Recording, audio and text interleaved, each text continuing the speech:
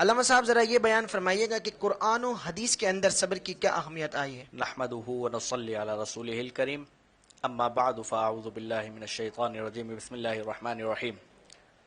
سب سے پہلے تو میں ممنون و مشکور ہوں کہ ثنا خانستان اسلامک پروڈکشن نے مجھے یہاں پر مدعو کیا اور رمضان المبارک کے مہینے کی یہ پربہار ساعتیں ہم سب کو ایک جگہ پر جمع کر کر اور اس میں بہاریں لوٹنے کا ہم سب کو موقع فراہم فرمائے۔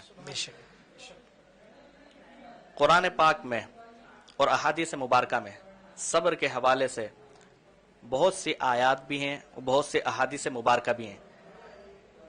چند ایک احادیث مبارکہ میں آپ حضرات کے سب سے پہلے تو میں قرآن پاک کی آیات سے شروع کرتا ہوں۔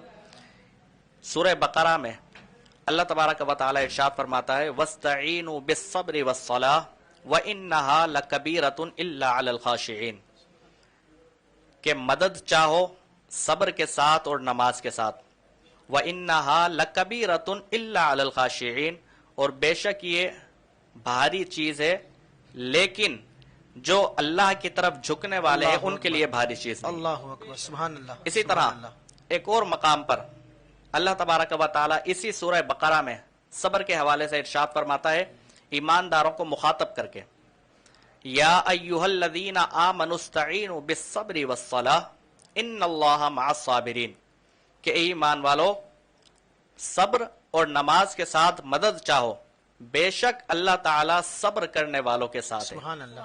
اسی طرح ایک اور مقام پر اللہ تعالیٰ قرآن پاک میں ارشاد فرماتا ہے وَلَمَنْ صَبَرَ وَغَفَرَ إِنَّ ذَلِكَ لَمِنْ عَزْمِ الْأُمُورِ، کہ بے شک جس نے صبر کیا اور بخش دیا یہ بڑی ہمت والے کام ہے۔ صبر کرنا اور بخشنا یہ بڑی ہمت والے کام ہے۔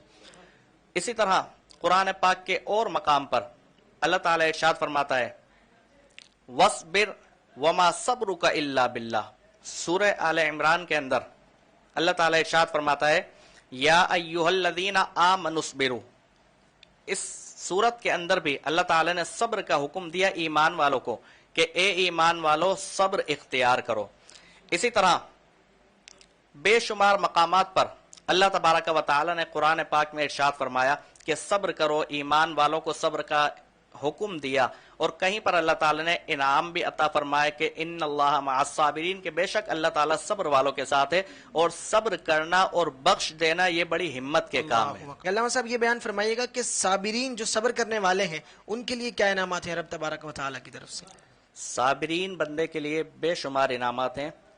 حضرت وہب بن منبع رضی اللہ تعالیٰ عنہ، ان سے روایت ہے کہ ایک مرتبہ حضرت موسیٰ علیہ السلام کوہ طور پر گئے، اللہ تبارک و تعالیٰ کی بارگاہ میں عرض کی اے مولا کریم جنت میں کون سی منزل آپ کو زیادہ پسند ہے؟ سبحان اللہ۔ سب سے زیادہ پسندیدہ منزل آپ کی نظر میں کون سی ہے؟ آپ کے سامنے کون سی ہے؟ اللہ عز و جل سے یہ سوال کیا تو اللہ تبارک و تعالیٰ نے موسیٰ علیہ السلام کو جواب دیا کہ جنت کے اندر حضیرۃ القدس یہ منزل مجھے سب سے زیادہ پسندیدہ ہے۔ اللہ اکبر، سبحان اللہ۔ سب سے زیادہ پسندیدہ ہے۔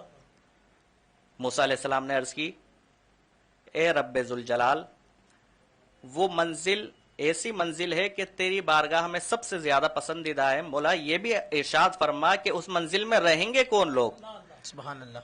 اللہ تعالیٰ نے ارشاد فرمایا کہ اس منزل میں حضیرۃ القدس میں وہ لوگ رہیں گے، ایسے لوگ رہیں گے جو دنیا میں مصیبت کو جھیلتے تھے اور مصیبت کو جھیل کر اس پر صبر کیا کرتے تھے۔ اللہ اکبر، سبحان اللہ، سبحان اللہ۔ اللہ تعالیٰ سے عرض کی گئی کہ یا اللہ ان لوگوں کے کچھ اوصاف بیان فرمائیے۔ سبحان اللہ۔ تو اللہ تعالیٰ نے فرمایا کہ اے موسیٰ وہ ایسے لوگ ہیں کہ جب انہیں کوئی نعمت ملتی ہے تو وہ شکر ادا کرتے ہیں، اور جب ان پر کوئی مصیبت آتی ہے تو صبر کرتے ہیں اور وہ پڑھتے ہیں انا للہ و انا الیہ راجعون، اور یہی لوگ حضیرۃ القدس میں رہنے والے ہیں۔ سبحان اللہ، سبحان اللہ۔ ایک گھڑی مصیبت پر صبر کرنا کتنا؟ صرف ایک گھڑی اگر کوئی بندہ مصیبت پر صبر کر لے تو ایک گھڑی مصیبت پر صبر کرنا ایک سال کی عبادت سے سبحان افضل ہے۔ اللہ سبحان اللہ ماشاء ایک اللہ سال کی سبحان عبادت سے افضل ایک اللہ گھڑی اکبر، سبحان مصیبت اللہ۔ پر صبر کرنا ہے۔ یہی وجہ ہے کہ بزرگان دین فرماتے ہیں کہ شاکر بندے سے صابر بندہ افضل ہے۔ اللہ اکبر سبحان اللہ۔ شکر کرنے والے سے افضل بندہ کون ہے؟ جو صبر کرنے والا ہے۔ وجہ کیا ہے کہ شاکر بندہ جو ہوتا ہے، جو رب کا شکر کرنے والا ہوتا ہے، تو وہ زیادتی کا حقدار ہوتا ہے۔ جیسا کہ قرآن پاک میں اللہ نے ارشاد فرمایا لَإِن شَكَرْتُمْ لَأَزِيدَنَّكُمْ، اگر تم میرا شکر کرو گے تو میں مزید نعمتوں میں اضافہ فرما دوں گا۔ اور صابر بندے کے لیے اللہ کیا فرماتا ہے کہ جو بندہ مصیبت پہ صبر کرتا ہے اسے کوئی نعمت نہیں ملتی بلکہ خود خالق کائنات اسے مل جاتا ہے۔ جیسا کہ قرآن پاک میں اللہ نے فرمایا ان اللہ مع الصابرین، کہ بے شک صبر کرنے والا اللہ کے ساتھ ہے۔ سبحان اللہ سبحان اللہ۔ بڑے ہی اچھے انداز میں علامہ صاحب نے اس کا جواب دیا۔ جیسا کہ علامہ صاحب میں نے ابھی ابتدا کے اندر کہا کہ روزہ رکھنے والا، کیا یہ بھی صابرین میں شمار ہوگا؟ جی جی بالکل، روزہ رکھنے والا بھی صابر ہے۔ اور حدیث مبارکہ ہے کہ جب شعبان کی آخری وقت تھا، آخری وقت میں حضور علیہ الصلوۃ والسلام نے استقبال رمضان کے حوالے سے صحابہ کرام کو لیکچر دیا، تو اس میں حضور علیہ الصلوۃ والسلام نے ارشاد فرمایا رمضان کے حوالے سے وَهُوَ شَهْرُ الصَّبْرِ، کہ یہ رمضان کا مہینہ جو ہے صبر کا مہینہ سبحان ہے۔ اللہ۔ یہ رمضان کا مہینہ صبر کا مہینہ ہے۔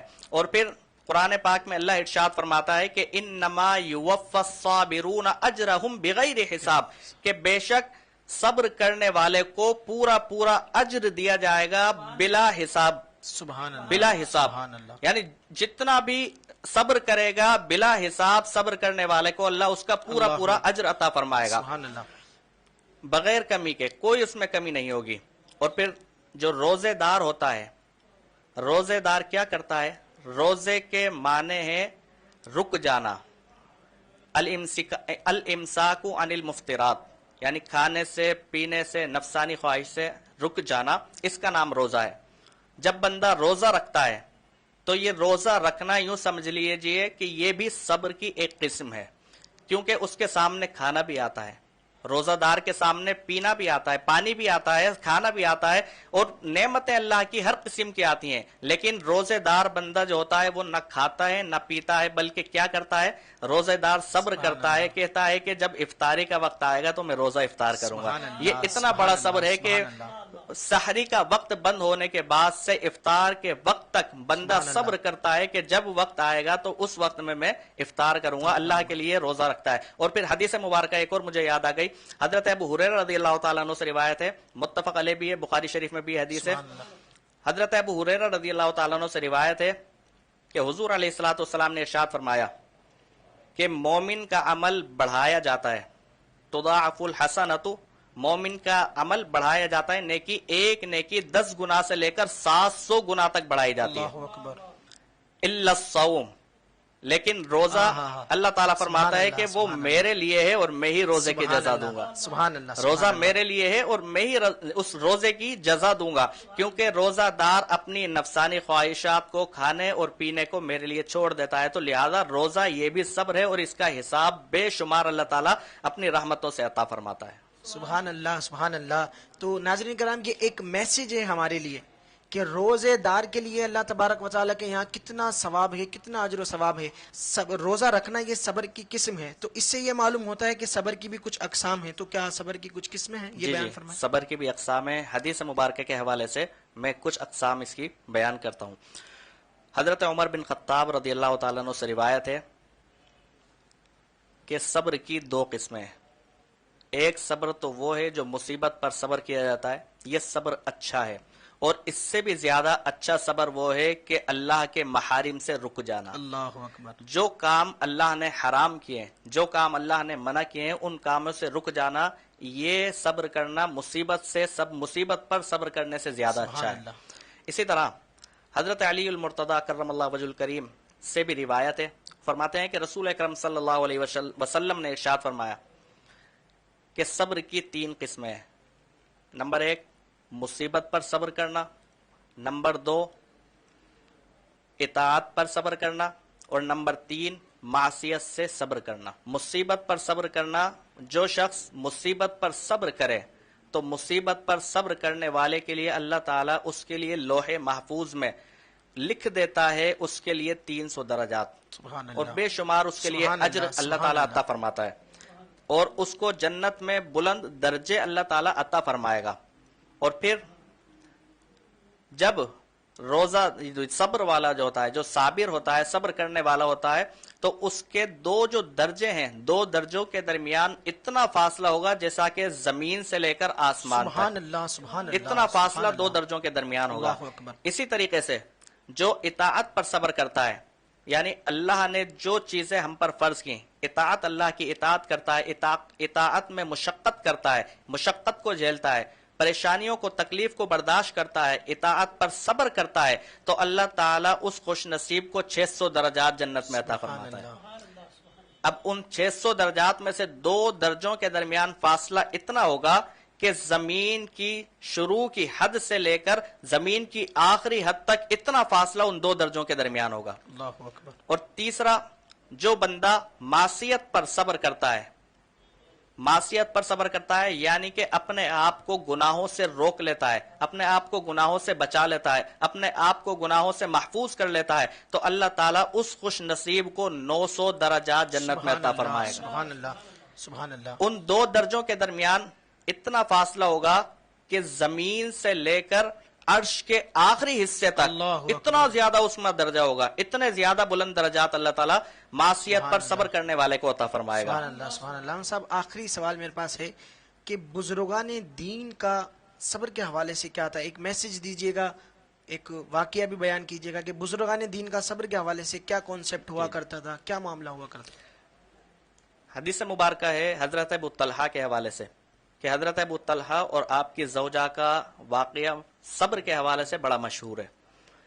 واقعہ یہ ہے کہ حضرت ابو طلحہ اور آپ کی زوجہ جو تھی، ان کے پاس ایک ہی بیٹا تھا اور اس بیٹے کا انتقال ہو گیا۔ حضرت ابو طلحہ گھر پر موجود نہیں تھے، تو آپ کی زوجہ نے اس بچے کو رکھا۔ جب حضرت ابو طلحہ رضی اللہ تعالیٰ عنہ گھر پر آئے تو آپ آنے کے بعد جو آپ کی زوجہ آپ کی خدمت کیا کرتی تھی، جو کام کیا کرتی تھی، سارے کام انجام دیے۔ پھر اتنے احسن انداز میں آپ کی زوجہ نے اپنے شوہر نامدار سے پوچھا کہ اگر کسی کی امانت ہمارے پاس رکھی ہو اور وہ اپنی امانت واپس طلب کرے تو کیا کرنا چاہیے، ہمیں کیا اس کے لیے کرنا چاہیے؟ تو حضرت ابو طلحہ رضی اللہ تعالیٰ عنہ نے ارشاد فرمایا کہ اگر کسی کی امانت ہمارے پاس موجود ہو تو ہمیں چاہیے کہ اس کی امانت ویسے ہی واپس اس کو کر دی اللہ جائے۔ اکبر، سبحان اللہ۔